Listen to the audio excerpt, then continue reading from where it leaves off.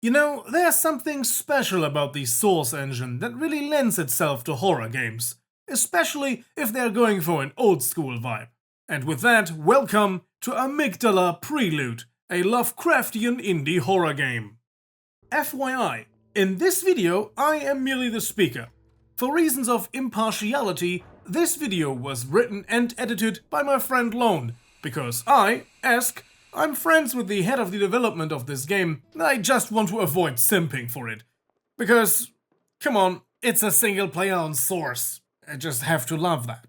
So, when you hear me say I in this video, just imagine it's not coming from a cartoon fox for a change. Or some German dude in front of a microphone.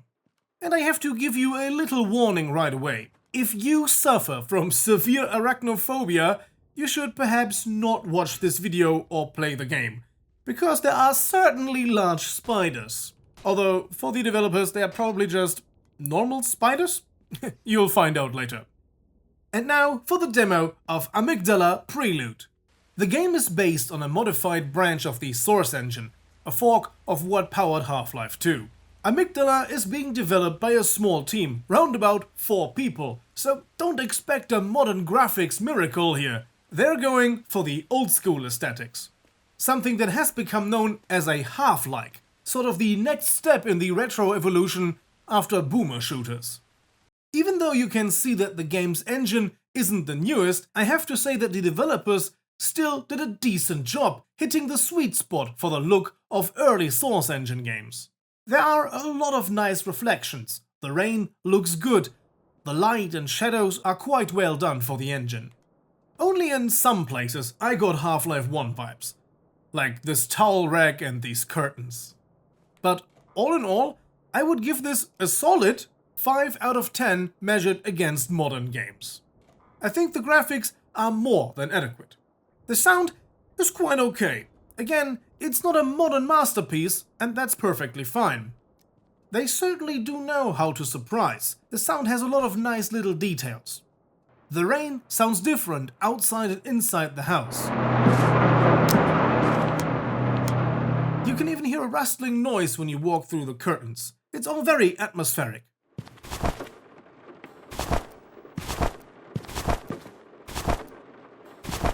Footsteps, weapon sounds, and the general atmospheric sounds are decent, and I find them more than sufficient for a project like this.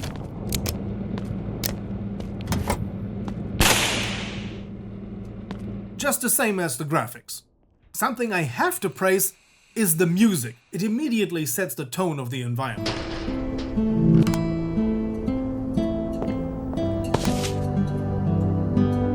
But when it comes to the voice acting, well, that's my only real point of criticism here regarding the sound.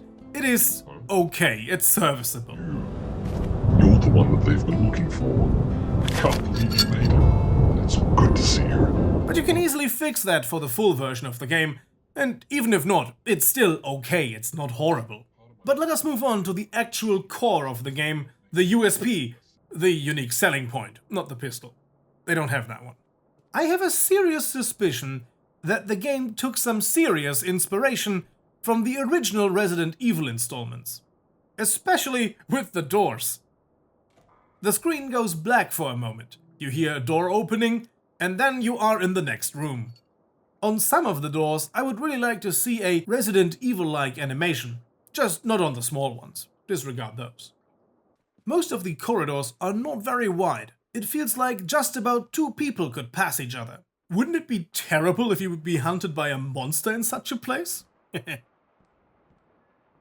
rooms you find in the demo can be quite winding, and there are small hidden alternative paths to get to resources, such as ammunition. There are also smaller puzzles. In the demo, they don't necessarily require a doctor title to be solved, but they fit the setting. As in many scary games, the atmosphere and above all, the story is told to you bit by bit, for example, using pieces of paper laying around. And even if it's just a demo, I won't spoil anything here, because such games live from their atmosphere and the slightly opaque story that you put together yourself piece by piece. What I will say, however, is that the game is set in Australia, in the 1990s, which explains the giant spiders. Or are they really that big? I mean, hey Skolwich, what do you think of this? Mate, I play my games to escape reality. And you mean to tell me that I have to deal with these buggers in my games as well? Nah. Feels like home, eh? Oh, get stuffed, you gronk. Mate, if my dog had a face like yours, I'd shave its ass and teach it to walk backwards. I guess we can say authentically Australian. The game and the guy too. Over the course of the game, you'll find more and more weapons, building up a small arsenal. A pipe wrench, a revolver, and a double-barreled shotgun. You can put them to good use hunting Australian wildlife, monsters, and later in the demo, people. Yes, there are not only evil monsters, but also people who want to get to you. While the monsters, judging by the demo, tend to attack you in close combat and try to sneak up, the people shoot you from a distance. A welcome change of pace and a nice mix-up. It's also kind of nice that the developers included a little bit of gore. If you shoot one of the monsters square in the face with a double-barreled shotgun, there's nothing left. Unfortunately, I don't know whether the same sort of splattery business affects human opponents or not. All in good fun. However, there's one piece of equipment that is disturbing me a bit. A weapon, or rather, a equipable piece of paper. Because when you read the piece of paper, the game doesn't pause. That means if you hold a piece of paper in front of your face, filling the entire screen, you can be attacked, and you can still move and shoot.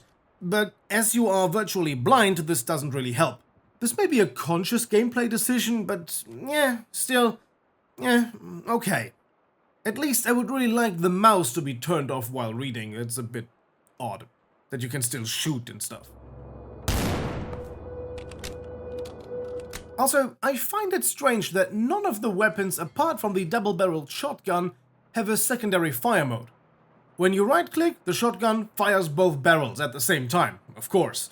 And it runs on the Half-Life engine. There needs to be a little bit of a Freeman moment. Just for you to realize you're not wearing an HEV suit and feeling vulnerable again. These were my two biggest gameplay critiques, which are admittedly very minor, something that can be easily fixed, or even simpler, you as a player have to be a little bit more careful, as these things may be very much on purpose. A little note at this point. While testing the demo, the developers delivered a patch that removed two weapons that could be found in the demo. A pistol and a FAL, as these weapons were only added for testing purposes. I expect them to return in the full game, however, and at a different point in the story. They've also implemented a dynamic resupply system, which provides you with ammo for the weapon that you need the most. You still have to find it though. It's a good idea, but it could be a bit of a problem balancing-wise, so developers should keep an eye on that. One question that I had, and many of you may too, what's up with the game's name? Is it something from the Lovecraft universe? Well, the amygdala is a paired neocortical structure of the limbic system. It is involved in emotional reactions and memory storage. Curious, isn't it? Well, I guess we have fulfilled our educational mandate here.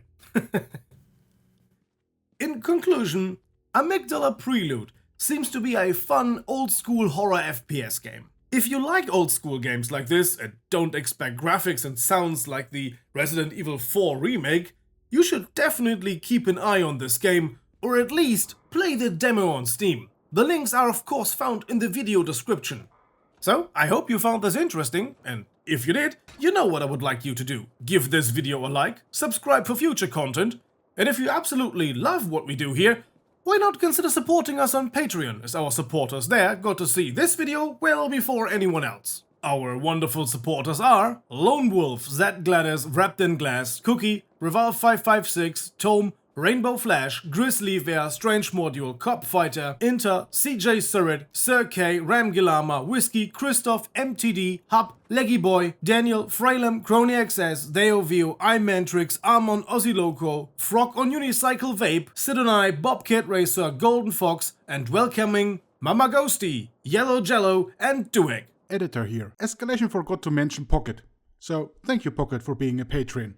Welcome to the club, and a heartfelt thank you to all of you. So, see you guys next time. Until then, have a nice day, and as always, goodbye and guten Tag.